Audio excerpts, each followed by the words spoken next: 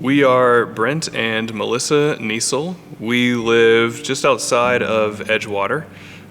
For work, I am a structural engineer. And I'm an architect. When we moved to Denver, our pastor at our old church researched churches in Denver and gave us a list, and Fellowship Denver was on the list of churches that we should check out. So we checked it out and loved it. We're part of the Athmar Park Fellowship group led by Jesse and Michelle Cowan. And we joined a little over a year ago, and the best part about it is how genuine everyone is and how loving they are. We felt like we dove in headfirst into the community that they've created, and we love being with them every week. So we volunteer with Student Fellowship.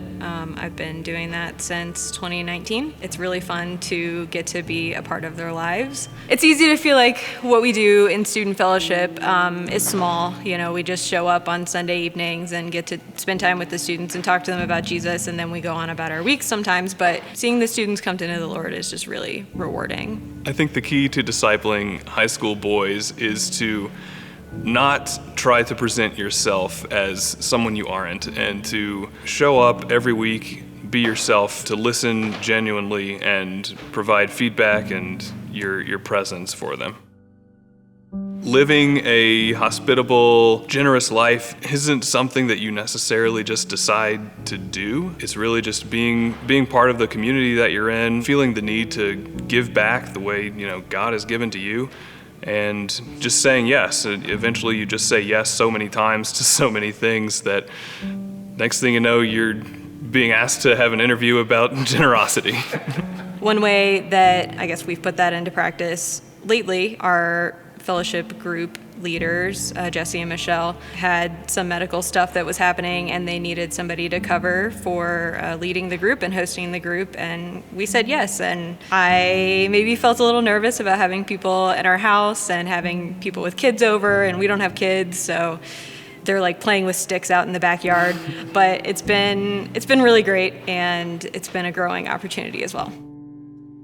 In a very literal sense, giving first, we have our budget that we do every month, and it's the first line on the spreadsheet that we copy for each month, and we literally never even remove it or look at what would our budget look like this month if it wasn't there. It's always there. It's built into the system. By it being the top line in our budget, it's like everything else kind of bottom up could go away, but the top line is the very last thing. The most difficult time that we've had in us considering, what our giving looks like and needing God to sort of push us through that is actually when we moved to Denver back in 2018. Everything kind of fell in place except the financial side of things, and we trusted in the Lord and made the move, and we continued our giving, and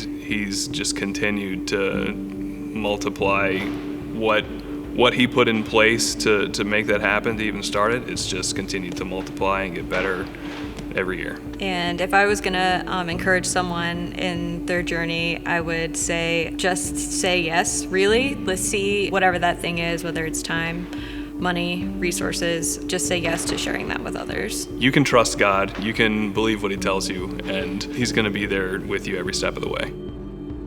I'd commend our church for the great job it does in creating community. I think the most meaningful relationships I have in my life are the ones that I have through fellowship group, and my friendships that I have outside of church really just don't compare to my godly friendships, and so I'm really grateful for that, and that's really a strength that I see Fellowship Denver have.